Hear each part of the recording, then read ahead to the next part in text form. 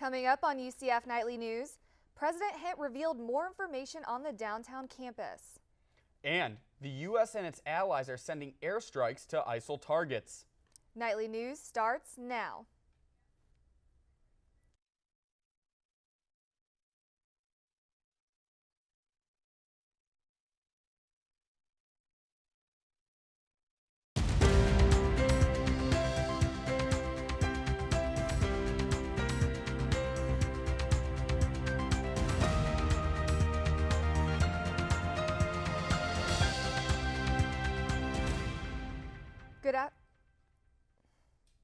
Good afternoon and welcome to Nightly News. I'm Devin Cafaro. And I'm Al Hernandez. Today is Friday, September 26th.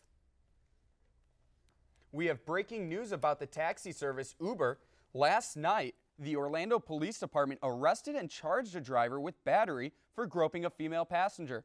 Wednesday at about 10 p.m., Nigel Watts called an Uber driver to pick up his girlfriend from the Orlando Ale House.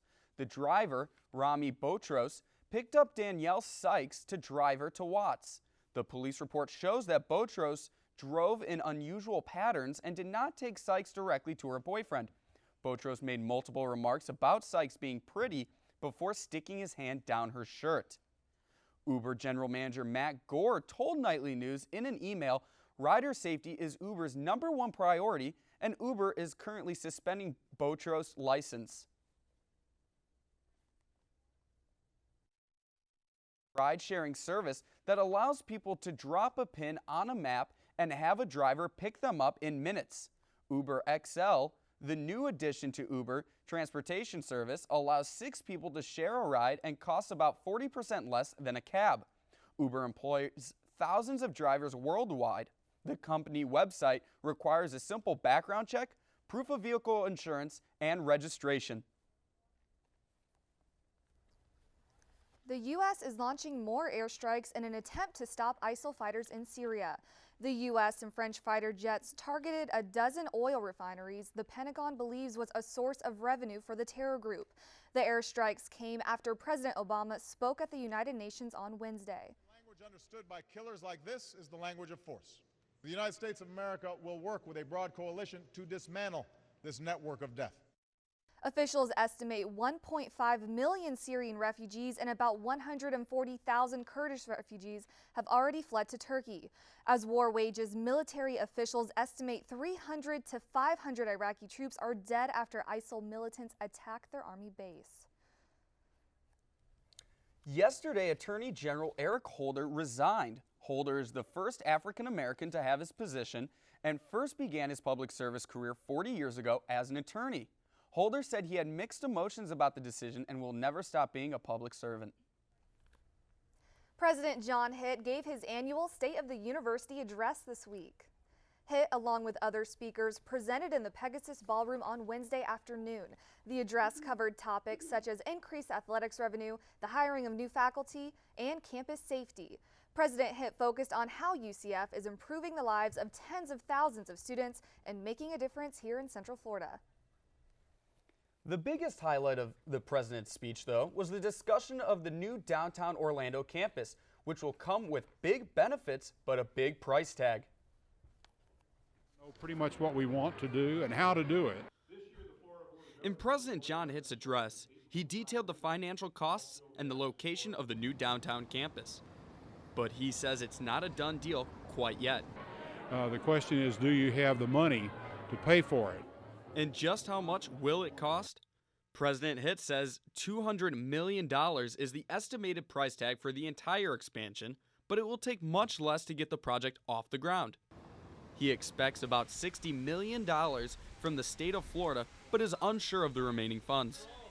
Students say they like when UCF makes headlines, but believe the money could be spent more wisely. Well, I mean, lately I've been seeing UCF in the news a lot. So I think expanding downtown from a publicity standpoint, from a way the school looks standpoint, is a really good thing. However, I see a lot of things at our main campus that money could be a lot better spent on. UCF officials announced a location for the new campus as well. It will be built in the Paramore neighborhood where the Amway Arena used to be. UCF officials don't know when they'll start construction. President Hitt says the next step is gaining approval from UCF's Board of Directors and the Florida Board of Governors, but he is confident that he will get the okay. Students can expect a new look in the Business Administration building. The College of Business wants to create a more enjoyable space for learning. UCF officials plan to create more welcoming study spaces in the building's first and second floors. Renovations include floor and wall treatments and innovative seating arrangements to create a more collaborative environment. Officials hope this will allow students to comfortably have conversations and work on projects. UCF officials say the project could cost up to $2 million. It will primarily be funded through donations from local individuals and corporations.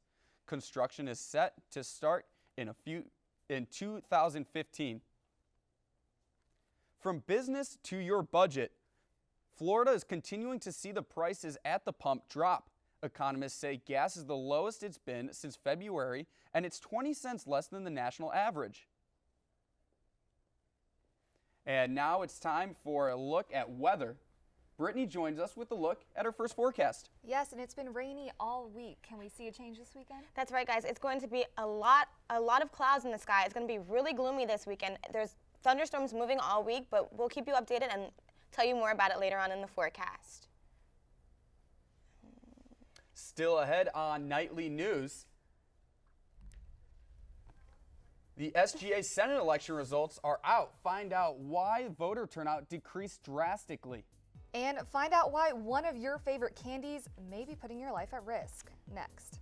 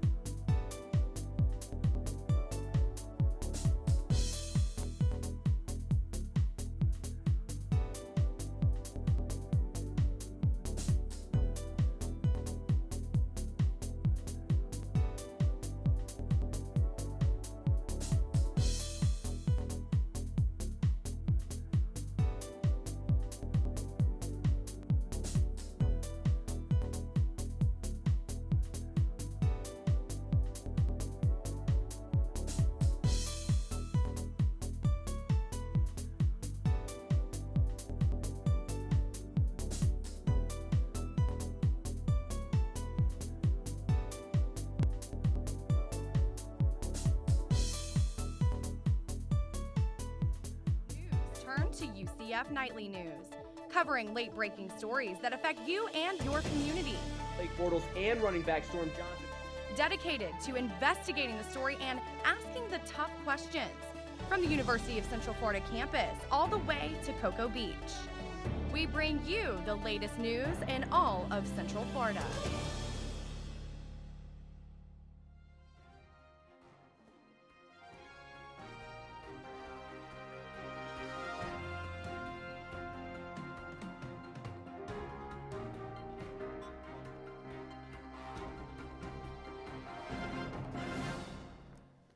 The Student Government Association Senate elections were held this week, and final results show that voter turnout decreased drastically from last year.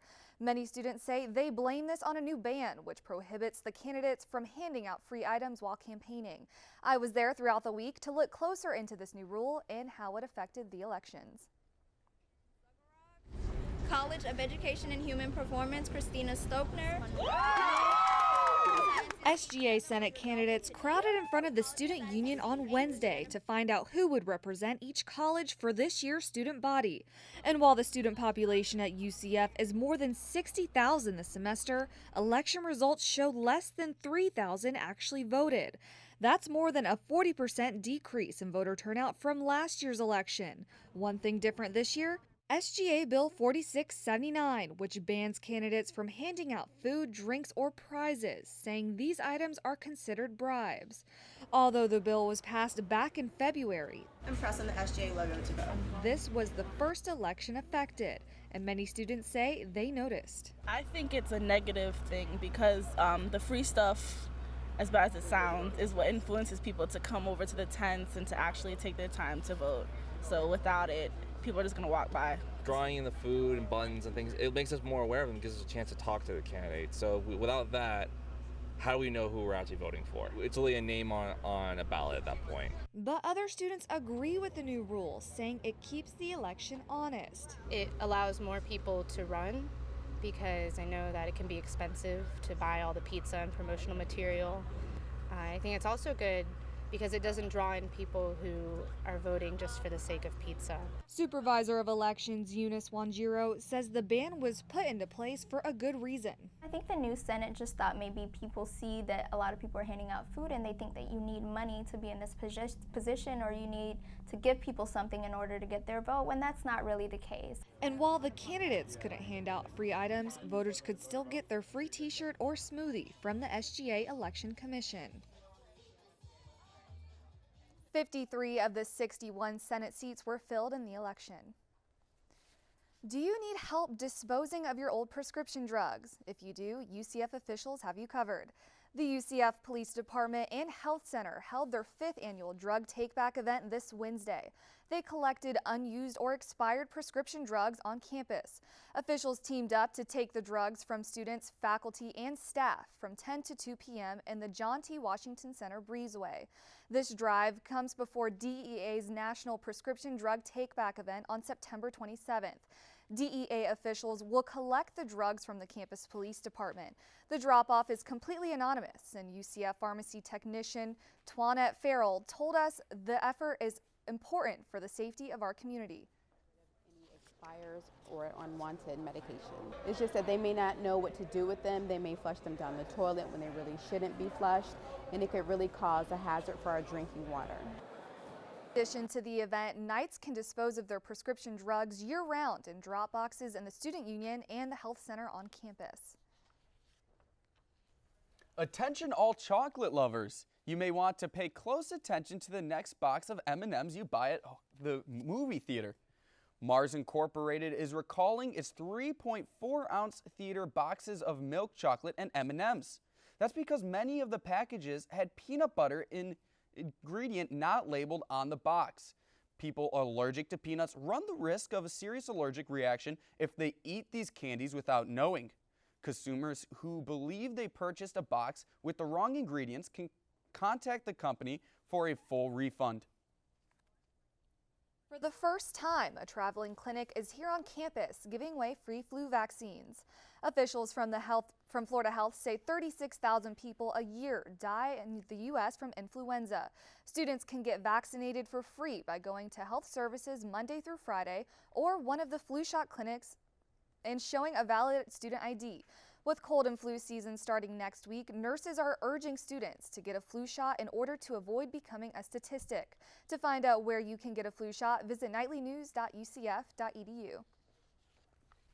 It's that time of year again. This week, Kappa Delta hosted the annual KD Shakedown. The dance competition aims to raise awareness and money to prevent child abuse in Florida. Fraternities, sororities, and other UCF organizations hit the stage for the cause. They helped raise almost $15,000 for the Children's Home Society. The dance numbers lasted about 4 minutes. Performers were judged based on costume, spirit, cleanliness, and the pure entertainment for the crowd.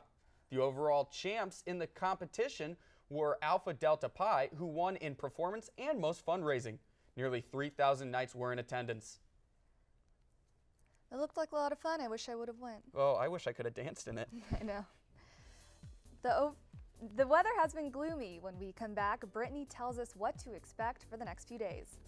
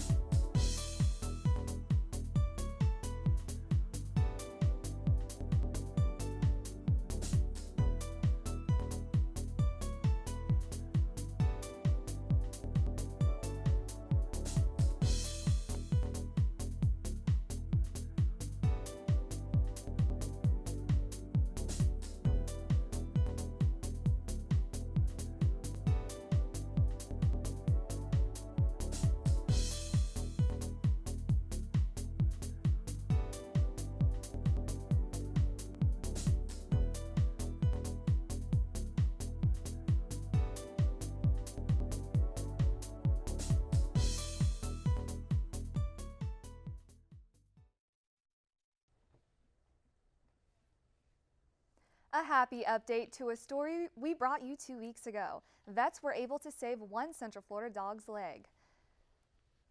Remember this little guy? It's Harley, the rescued husky mix. This poor pup had a severe leg infection from improper bandaging by the emergency vet hospital. Nightly News first told you about his condition and his donation page to save his leg from being amputated. This is Harley now, and thanks to the generous residents of Central Florida, enough money was raised for his surgery. His rescuers say he's doing well and is expected to make a full recovery. UCF SGA senators are fighting to save students money with a new resolution. Nightly News reporter Melissa Lujan tells us how this new proposal could affect your tuition rates. We found out about the excess credit hours surcharge, and we basically wrote a resolution asking for it to change back to kind of a rate that would be less of a financial burden for students. SGA Senators Alana Folk and Kevin Diatsua are fighting against a bill passed by the Florida State Legislature in 2009. With this bill, some students at UCF are having to pay more than $1,000 for one class. This is because the policy doubles the amount of money charged per credit hour over 132. The surcharge affects any student enrolled after 2011. I don't think it's fair. I'm double majoring, and I can't imagine having to pay more money than I already am. The resolution passed by the Senate doesn't aim to eliminate the surcharge, but return it to the rate that existed in 2009. Currently, one credit hour is around $212. With the surcharge, it is $424. The proposed change means one credit hour would cost $318, making each class around $950. The resolution passed in the UCF Senate. All that is left is for UCF and Florida government officials to approve or deny the changes. In Orlando, Melissa Lujan, UCF Nightly News. SGA officials are still waiting on an answer to the proposal. Stay tuned for updates on the resolution. Neighborhoods are still feeling the effects as heavy rain brought extensive flooding to parts of Central Florida. Some of the hardest hit counties were Brevard, Seminole, and Volusia. Close to 6 inches of rain fell in New Smyrna Beach, and firefighters say floodwaters did major damage to 10 homes. Lake Mary officials also reported widespread flooding as motorists stalled out at major intersections. Meteorologists expect storms through the weekend, and some areas could see more rain. Now let's take a look at our weather. Brittany has our forecast. Well, guys, the rain has not slowed down. There's still flood flash warnings all over Central Florida area. As you can see, we don't have the video for you, but a family sent in a video of Daytona Beach flooding all over the street. There is water everywhere, so you just make sure you stay inside, okay? The video is playing right now. As you can see, they're having fun outside, but make sure to stay inside and cover up and not be around electrical wires. Now, if we can look at our state temperature map, here in Tallahassee, this way, in Tallahassee, there's 78 degrees. In Jacksonville, it's 79 degrees. Tampa's at 84 degrees is a little bit cooler than usual. In Orlando, right here where we are, is 86 degrees. And in Miami, down south, it's 86 degrees. If you can go to our national temperature map, or not the national temperature map, the water vapor map, actually, there's storms pushing off of the east coast of Florida. They're moving up north, but we can still expect a lot of showers, a lot of thunderstorms in our area all this weekend. And for the 5-day forecast, today it's raining all day. Saturday is at 90 degrees, 90%. It's 74 degrees outside. It's 50% of precipitation, a lot of rainfall all throughout this weekend. Also 72 degrees, and on Sunday and Monday, 89 degrees outside is the high, 72 is the low, 50% on Sunday, but 90% is a lot of rainfall on Monday afternoon and throughout the day. Tuesday and Wednesday, 71 degrees is the low, and 87 and 88 are the highs for Tuesday and Wednesday, 50% on Tuesday for rainfall, and 80% on Wednesday. And that's a look at our 5-day forecast. You can get a little bit more information later on in the broadcast. Back to you guys at the desk. Thanks, Brittany. More rain. Surprise, surprise. I know. I was looking forward to hopefully a nice week at some point. Never. Still ahead on Nightly News. It's been a great week for UCF sports. Sports is up next.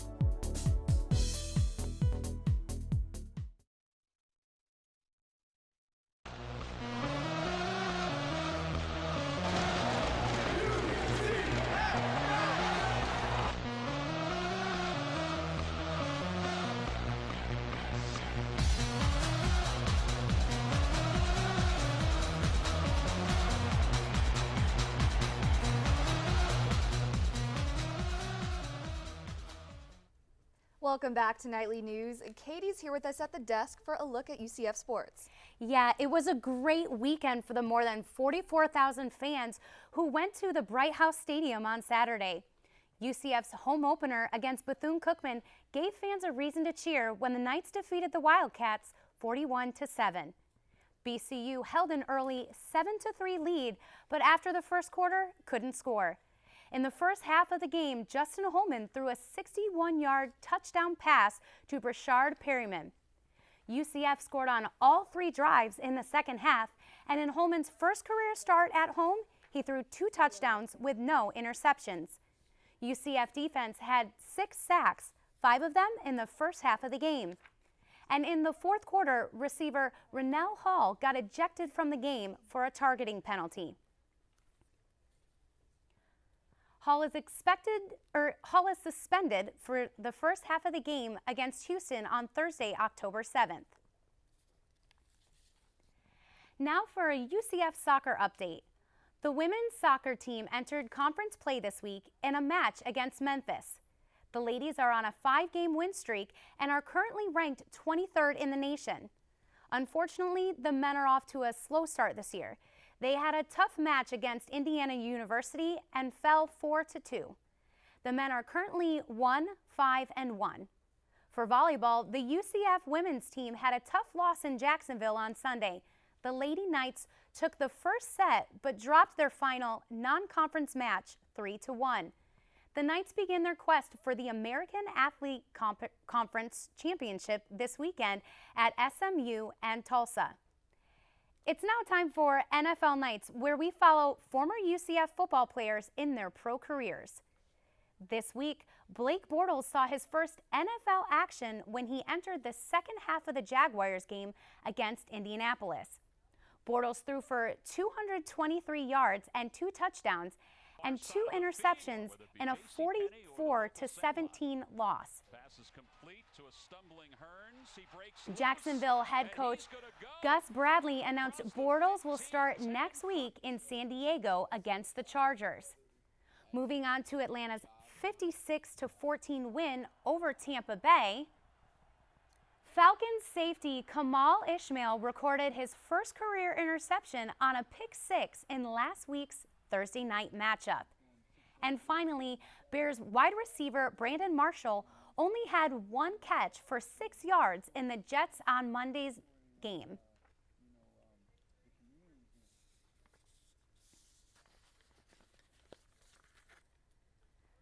So did you guys... Thanks, Katie. Now we're going to take a look at our final weather. Brittany, what can we look forward to? Guys, it's going to be rainy all week, so make sure you cover up and have those umbrellas. And remember, there's a flash flood warning for all of Central Florida, so be careful this weekend, okay? Sounds scary. Yeah, it is.